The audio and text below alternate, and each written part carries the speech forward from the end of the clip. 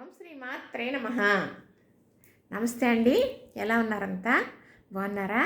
నేను కూడా బాగున్నానండి. మరి ఈరోజు దిష్టి పరిహారాల గురించి చెబుతాను. మరి పెద్దవారికి చెబుతున్నాను కదా, చిన్నవారికి చెబుతున్నాను. కానీ బాగా 11 రోజులు బేబీ నుండి సంవత్సరం లోపు ఆ బేబీకి వచ్చే పరిణామాలు, ఏ నెలలో ఎలా ఉంటుంది, ఏ నెలలో ఏమంటారు, ఏ నెలలో ఎలాంటి ప్రాబ్లం వస్తాయి, అవి మనం ఎలా సాల్వ్ చేసుకోవాలి అని, 1 సంవత్సరం లోపు బేబీ, తర్వాత 3 సంవత్సరాలు. నేను ఇవన్నీ కొంచెం లెంత్ ఎక్కువైనా ఒక వీడియోలో చెప్పలేదనుకోండి, నేను సగంలో ఆపేసి ఇంకో వీడియో పెడితే మీకు అర్థం అవ్వదు. ఆ వీడియో చూస్తారు, చూడకపోతారు. చూసిన తర్వాతన్నా టాలీ అవ్వకపోవచ్చు.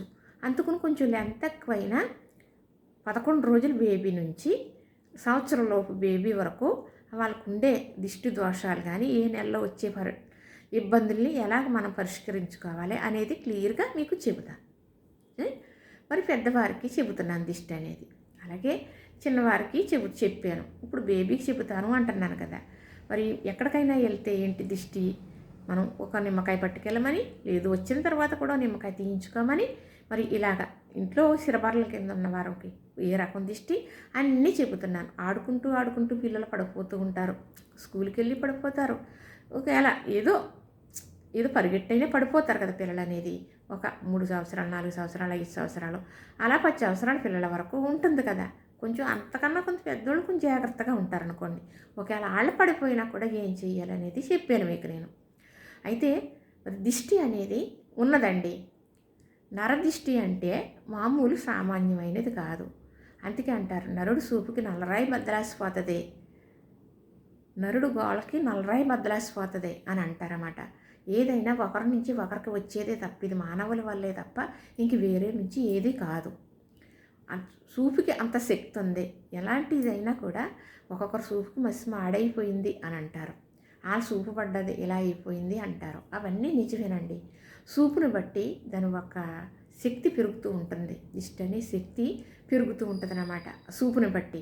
ఇప్పుడు ప్రేమగా చూసినా దిష్టి ఉంటుంది, మరి మనం కొంచెం దురుద్దేశంతో చూసినా అది దిష్టి ఉంటుంది, దానికి పవర్ ఎక్కువ ఉంటుంది. అలాగనమాట.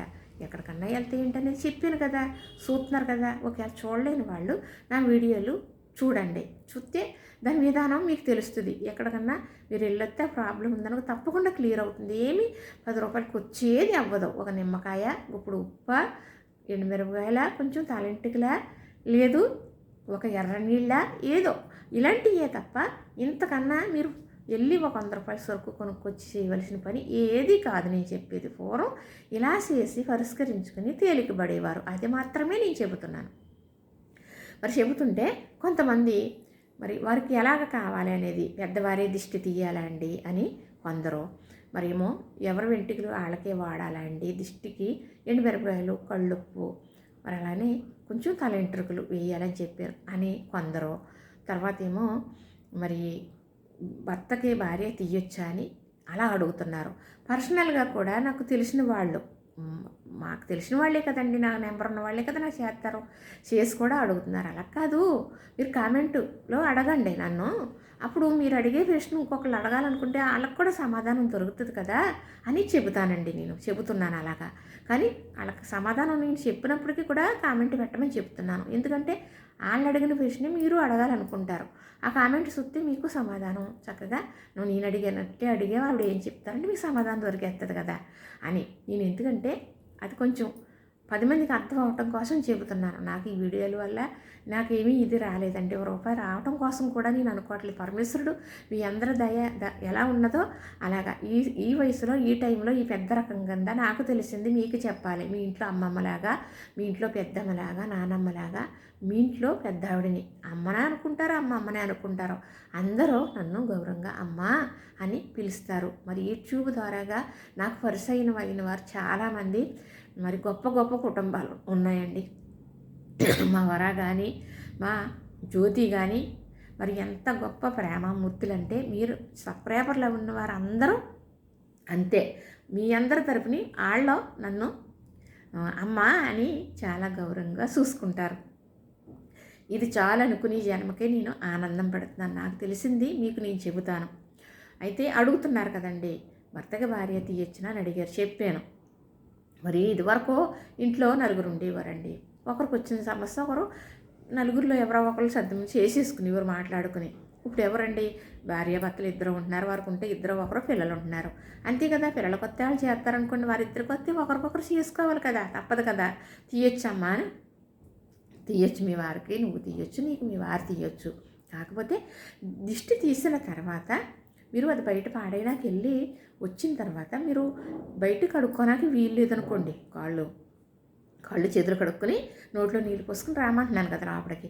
మీకు వీలు అవ్వలేదు, బయట నీళ్ళు పెట్టుకున్నాక అవ్వదు మనకి, ఇంట్లోకి రావాలంటే ఒక బాటిల్తో నీళ్ళు పట్టుకెళ్ళండి. మీరు పట్టుకెళ్ళిన దిష్టి తీసినది పాడేసిన తర్వాత మీరు వెళ్ళేటప్పుడు ఎవరితో మాట్లాడకూడదు, వచ్చేటప్పుడు ఎవరితో మాట్లాడకుండా వచ్చేసి ఆ బాటిల్తో ఎక్కడ వీలవుతే అక్కడ కాళ్ళు చేతులు కడిగేసుకుని ఆ బాటిల్ పాడేసి వచ్చేయండి ఇంటికి.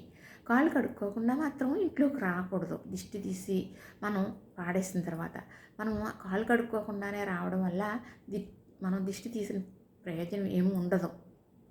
ఇది మాత్రం నిజమన్నమాట. అయితే అలా చేయండి.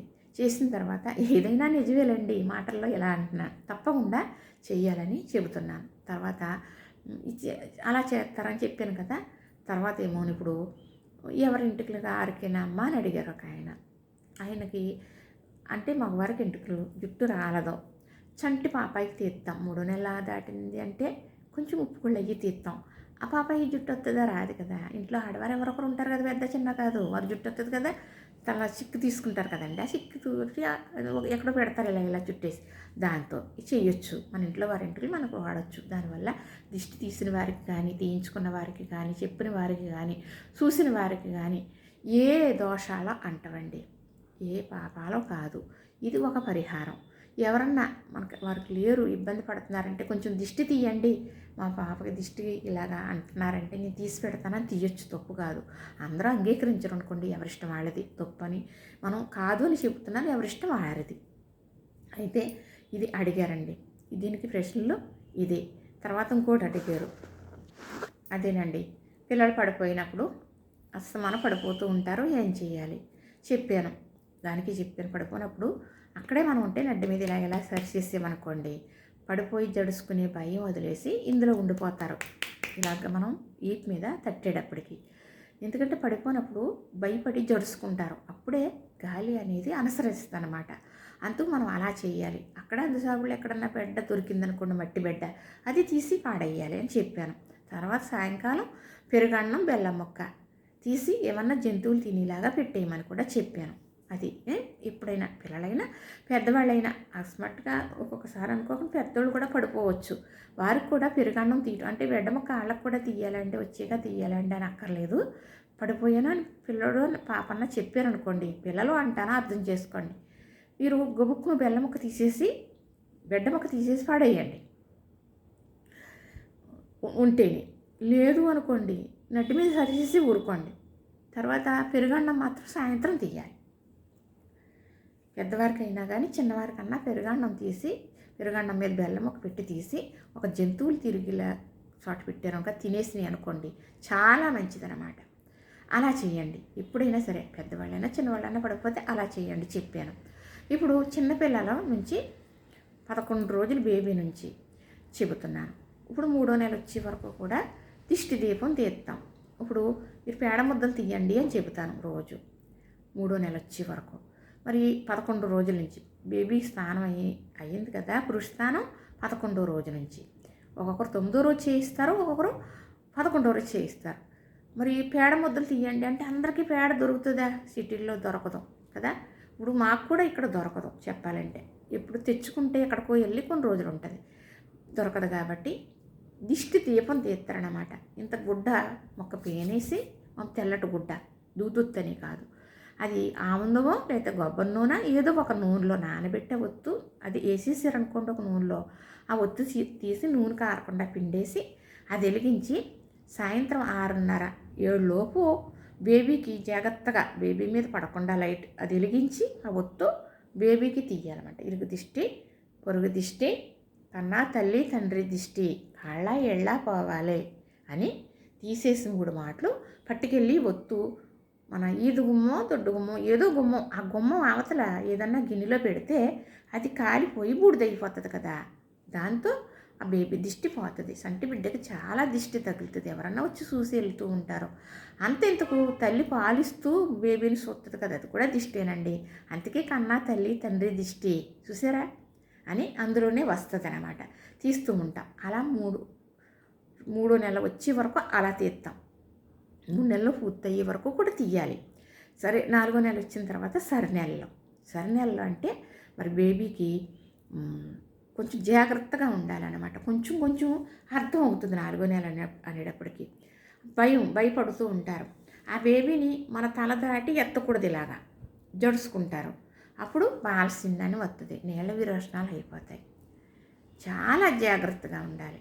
అప్పుడు ఎర్ర నీళ్ళు దిష్టి తీసి పొయ్యాలి. అలాగా నీళ్ళ విరోచనాలు అవుతున్నాయి 4వ నెలలో అని అంటే సరినెలలో అంటారన్నమాట. 4వ నెలని సరినెలలో అంటారు. ఎర్ర నీళ్ళు దిష్టి తీసి పొయ్యాలి. ఎర్ర నీళ్ళు అంటే ఒక మొగ్గుడు నీళ్ళు తీసుకున్నారనుకో, అందులో ఇంత సర్ఫ్ వేయండి, బట్టలు ఉతికే సర్ఫ్, కొంచెం పసుపు వేయండి, ఎర్ర నీళ్ళు అయిపోతాయి. అందులో కొంచెం తలెంటుకులు, కొంచెం ఎండుమిర్చి, గుప్పుడు కళ్ళుప్పు వేసి బేబీకి ఇలాగే చీడపీడలు పోవాలి తల్లి అని, ఇరుగు దిష్టి పొరుగు దిష్టి అని ఇందాక చెప్పినట్టు అనేసి, అంటే లెంత్ ఎక్కువ అయిపోతుందని గబగబా చెప్పేస్తున్నానండి. పట్టుకెళ్ళి రోడ్డు వారిన పోసేయండి. బాలసిన్ని తగ్గుతుంది. దాని ట్యాబ్లెట్లు మందులు బేబీకి వేసి అరకు ఏదో ఉంటాయి కదా, సిరపస్ అదే వేస్తారు కదా, వేయండి. అవి మానొద్దు. ఇది ఇలా తీయండి. మళ్ళీ 5వ నెల ఆడుతూ పాడుతూ ఉంటారు. కొంచెం ఇలాంటి ప్రాబ్లం ఉండదు. 6వ నెల మళ్ళీ సరినెలలో, 6వ నెలలు కూడా ఇలాంటి ప్రాబ్లమ్స్ వస్తూ ఉంటాయి. అప్పుడు కూడా ఇలా చేయాలి. 7వ నెల అంత పర్వాలేదు, కొంచెం మరి కూర్చోవడం పాగడం చేయడం చేస్తూ ఉంటారు కదా, జాగ్రత్తగా. మళ్ళీ 8వ నెల సరినెలలో, అప్పుడు కొంచెం ఎక్కువగా ఉంటుంది. అంటే పాకేసి వెళ్ళిపోయి లాగేసి వీకేసి చేస్తారు కదా, జడుసుకునేది ఎక్కువగా ఉంటుంది. ఏదన్నా పడిపోయిందనుకోండి లాగైతే జడుసుకుంటారు కదా, అప్పుడు కూడా బాలసిన్న అనేది ఇలాంటి నీళ్ళ విరోచనాలు వస్తాయి. అవి బాలసిన్న అంటారు. అప్పుడు కూడా ఎర్రనీళ్ళు తీయాలి. 9వ నెల ఏం పర్వాలేదు, బాగానే ఉంటారు కొంచెం అటు ఇటుగా. మళ్ళీ 10వ నెల మీకు కొంచెం ఘనంగా ఉంటుంది ఆ బాలసిన్న అనేది. అప్పుడు కూడా మీరు వెళ్ళి చక్కగా ఈ ఎర్రనీళ్ళు తీసిపోసేసి బేబీకి సరిపస్తుంది వేసుకుంటూ వేసుకోండి, కవర్ అవుతుంది. అలాగా ఎవరన్నా వచ్చి వెళ్ళారనుకోండి బేబీ దగ్గరికి, అప్పుడు పోరు పెడతారు, ఏడుస్తారన్నమాట. అప్పుడు ఇప్పుడు కళ్ళుప్పు, 2 ఎండుమిరపకాయలు, కొంచెం తల ఎంట్రుకలు దిష్టి తీసేసి, ఎప్పుడు ఈ 3వ నెల దాటిన కానీ సరినెలలు వస్తూ ఉంటాయి కదా, అప్పటి నుంచి మనం ఎర్రనీళ్ళు తీసిపోసాం కదా అనుకోకుండా బాగా పోరు పెడతారు కదా, ఏడుస్తారు ఎవరన్నా వచ్చి వెళ్ళినప్పుడు. అయితే వాళ్ళకి దిష్టి తగిలింది, నర దిష్టి తగిలింది, గాలి ధూళి వాళ్ళు కూడా వచ్చి ఉండొచ్చు, బిడ్డని అనుసరించి కూడా ఉండొచ్చు. అప్పుడు నేను చెప్పినట్టుగా ఉప్పు గొళ్ళు, ఎండుమిరపకాయలు, జుట్టు ముమ్మారు దిగదుడిసి చీడపీడలు కావాలని ఖాళీ నిప్పుల మీద వేసేయండి. మాకు నిప్పులు ఎక్కడ వస్తాయని అనుకోకండి. ఒక్క పేడు కాలిస్తే నిప్పు అయిపోతుంది. బొగ్గులు తెచ్చుకుని ఉంచుకుంటే అది పొయ్యి మీద గ్యాస్ స్టవ్ వెలిగించేసి గ్యాస్ పొయ్యి చిన్న మంట పెట్టి దాని మీద పెడితే నిప్పు అయిపోతుంది. అదో దాంట్లో పెట్టుకుని కూడా వేయచ్చు. ఆ ఉప్పు గొళ్ళు చిటపటలు ఆడినాయి అనుకోండి, చీడపీడలు పారిపోతాయి. ఆ ఎంటుకలు శివరాశన వస్తాయి కదా, దానికి గాలి గుణం అనే దానికి, అది దెయ్యాలు పోతాలు అంటారు, దానికి ఆ వాసన కిట్టదు, పారిపోతుంది అనమాట. ఎండుమిరపకాయలు గుట్రు వస్తుంది. ఇప్పుడు ఈ అమ్మాయి దగ్గర చీడపీడలు లేకపోతే గుట్రు తక్కువ వచ్చిందనుకోండి, ఈ బేబీకి చీడపీడలు ఉన్నట్టు అనమాట. అలా 3 రోజులు చేస్తే కూడా పోతుంది. ఇలా చేసుకుంటూ ఉండాలి. సంవత్సరం లోపు బేబీకి ఇలాంటి ప్రాబ్లమ్స్ వస్తూ ఉంటాయన్నమాట. అలాగా 3వ సంవత్సరం, 2వ సంవత్సరం, 3వ సంవత్సరం దాకా కూడా కొంచెం ఉంటుంది బాలసిన్ను అనేది. అప్పుడు కూడా మీరు చక్కగా ఎర్రనీళ్ళు దిష్టి తీసిపోయడం, ఈ ఉప్పుగొళ్ళు, ఈ ఎండుమిరపకాయలు, తల ఎంట్రుకలు దిష్టి తీసి నిప్పుల మీద వేయడం, అలాగా చేస్తూ ఉండాలన్నమాట. అప్పుడు పిల్లలు కూడా అందవస్తూ ఉంటారు. చంటి పిల్లలు ఎదిగి కొద్ది ఒక్కో పిల్లడు చూడండి అందవస్తారు కదా, మరి కొంచెం ఒళ్ళొచ్చి కొంచెం ముద్దుగా కనపడతారు. అప్పుడు బాగా దిష్టి నరఘోష అనేది ఉంటుంది. ఎవరన్నా చంటి పిల్లలు చూస్తే ముద్దు పడతారు కదా, ముద్దు చేస్తారు కదా, దిష్టి తగులుతుంది. అప్పుడు అస్తమానం దిష్టి తీసుకుంటూ ఉండాలి. మీరు ఎక్కడికన్నా బేబీని ఎత్తుకుని వెళ్ళారనుకోండి, వచ్చిన తర్వాత బేబీకి తప్పకుండా దిష్టి తీయాలి. చంటి పిల్లలప్పుడు దిష్టి వేరు, ఇలాంటప్పుడు దిష్టి వేరు. తప్పనిసరిగా మీరు ఇలా చేస్తూ ఉండండి. చేస్తే బేబీకి సమస్య తీరుతుంది.